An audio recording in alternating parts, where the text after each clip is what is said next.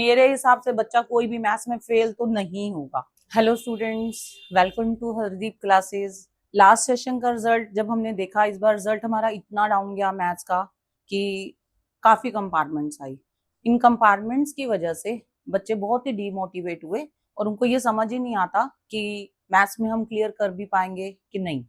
तो जैसा कि मैं क्लासेस में भी देख रही हूँ, तो बच्चों के सारा टाइम यही क्वेश्चंस रहते हैं कि मैम पास हो जाएंगे, मैम क्या तैयारी करें कि हम पास हो जाएंगे। तो क्या हुआ कि मैंने ये डिसाइड किया कि हम बच्चों को ये सिखा दें कि किस तरह से अपनी तैयारी करें कि उनके नंबर, अगर ये सोच के भी चलें कि हमारे मार्क्स सिर्फ हमें पास मार्क्स चाहिए, अगर इतना काम करने के लिए अगर डेली के भी वो 45 मिनट्स भी मैथ्स को दे देते हैं, अगर रोज की अपनी रूटीन के हिसाब से अपना थोड़ा सा टाइम मैथ्स को देते हैं, तो बहुत अच्छे मार्क्स अचीव कर सकते हैं। मेरी तरफ से सबसे पहले आपके लिए टिप्स रहेगा। सबसे पहले आपने करना क्या है, पहला चैप्टर आपने करना है लीनियर प्रोग्रामिंग।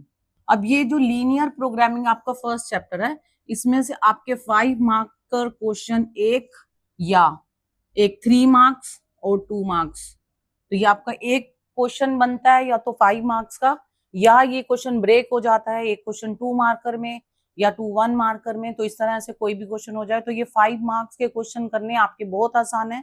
एनसीईआरटी में ओनली 10 क्वेश्चंस आप देखेंगे अपनी बुक में कि 10 क्वेश्चंस दिए हुए हैं और 2 ही कंसेप्ट है, बाउंडेड अनबाउंडेड। तो अगर आप ये काम बड़ी आसानी से कर सकते हैं तो ये 5 मार्क्स आपके पूरे के पूरे आ सकते हैं। इसके बाद करेंगे 2 chapters, second one matrices and third one determinant. अब इन दोनों चैप्टर्स की अगर हम बात करते हैं, तो ये दोनों चैप्टर मिलके 10 मार्क्स के आते हैं, जिसमें से एक 5 मार्कर आता है और बाकी छोटे क्वेश्चन 1 मार्कर, 3 1 मार्कर आते हैं और 2 मार्क्स का क्वेश्चन आता है। तो इस तरह से ये आपके 10 मार्क्स यहाँ से आ जाते हैं, 5 मार्क्स यहाँ से आ जाते हैं, तो 15 मार्क्स के ये बहुत इजीएस्ट चैप्टर हैं। इसके बाद आपके 2 पैकेज बनाते हैं। 2 पैकेज में से जिस बच्चे का जिसमें इंटरेस्ट हो वो करना चाहे वो उसमें उसको मैनेज कर सकता है। जैसे first one is vector and second one is 3D। Vector में आप 2 ही टॉपिक करें, डॉट एंड क्रॉस। 3D में आपके सिंपल से क्वेश्चंस हैं। First one is straight line. पहले आपका एक टॉपिक था प्लेन, लेकिन इस टाइम अब प्लेन भी नहीं है, तो एक ही टॉपिक है स्ट्रेट लाइन। स्ट्रेट लाइन में आपको 4 तरह के क्वेश्चंस मिलेंगे। First one is shortest distance, second one is angle, third one is image and last one is intersecting points.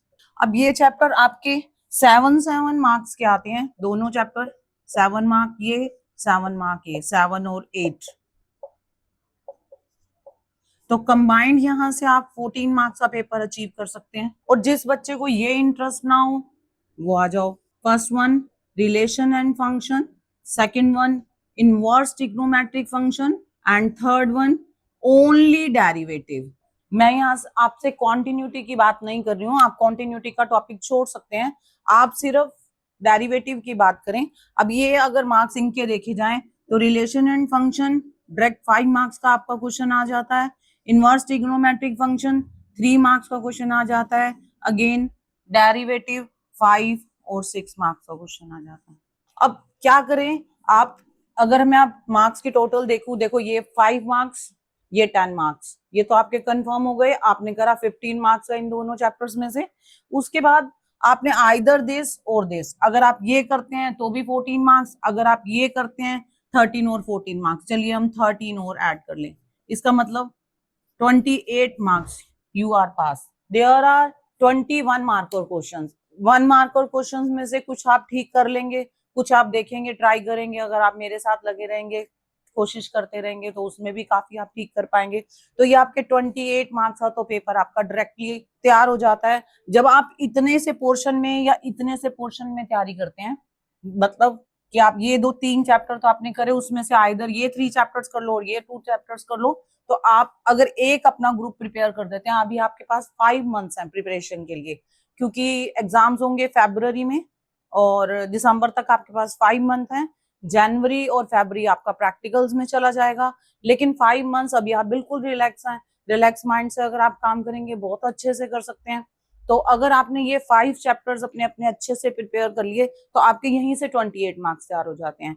और अगर आप उसके बाद आपको लगता है कि इतना तो काम मैंने कर लिया, अब इससे ज्यादा भी मैं कर सकता हूँ, क्योंकि मेरी रोज की मेरी 45 मिनट्स के प्रैक्टिस में मैं इन 5 चैप्टर्स की डेली अगर 1 क्वेश्चन भी करने लगूं तो मेरे इस पे हाथ बहुत अच्छे से बैठ जाएगा। अब जब इन पे आपका हाथ बहुत अच्छे से बैठ जाएगा तो आप ये शुरू कर देना। जब ये शुरू कर दोगे, चैप्टर्स बहुत इजी हैं, सिर्फ आपको थोड़ी सी कंसंट्रेशन चाहिए। जब आप ये भी कर देंगे तो इसमें 28 में अगर आप दोबारा अगर अपना 13 मार्क्स और भी ऐड कर दें तो 41 मार्क्स, इट मीन 41 और 42 मार्क्स का आपका पेपर प्रिपेयर हो जाता है। तो जब आपका 42 मार्क्स का पेपर अच्छे से प्रिपेयर हो जाए तो आप अपना थोड़ा सा काम और आगे करें, चैप्टर्स और भी कर सकते हैं।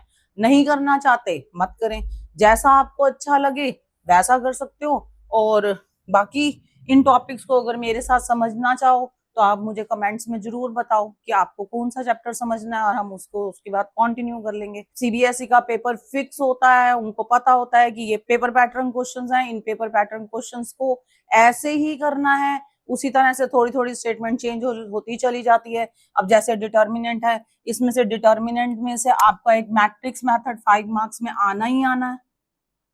तो अगर हम डेली बेसिस पे एक क्वेश्चन मैट्रिक्स मेथड का करते रहे तो ये हमारे 5 मार्क्स भी कंफर्म है, हमारे आ ही जाएंगे, क्योंकि हर बार पेपर फिक्स है। तो इन सारे के सारे चैप्टर्स में क्वेश्चन फिक्स हैं। 3 क्वेश्चन ऐसे हैं, इन 3 में से एक आएगा ही आएगा। 4 क्वेश्चन ऐसे हैं, इनमें से एक आएगा ही आएगा। तो अगर आप किसी भी तरीके से अपनी तैयारी करना चाहें तो आप, मेरे हिसाब से बच्चा कोई भी मैथ्स में फेल तो नहीं होगा। डिपेंड करता है आप पे, आप कितना काम करना चाहेंगे, कितना पढ़ना चाहेंगे। और मेरे साथ अगर आप प्रैक्टिस करेंगे तो मैं आपके साथ हूँ। सिर्फ देखने से काम नहीं होगा, काम आपके करने से होगा। आपकी कैलकुलेशन, आपके जवाब, आपके कमेंट्स मुझे मोटिवेट करेंगे कि मैं आपकी कितनी हेल्प कर पाऊँ। Thank you.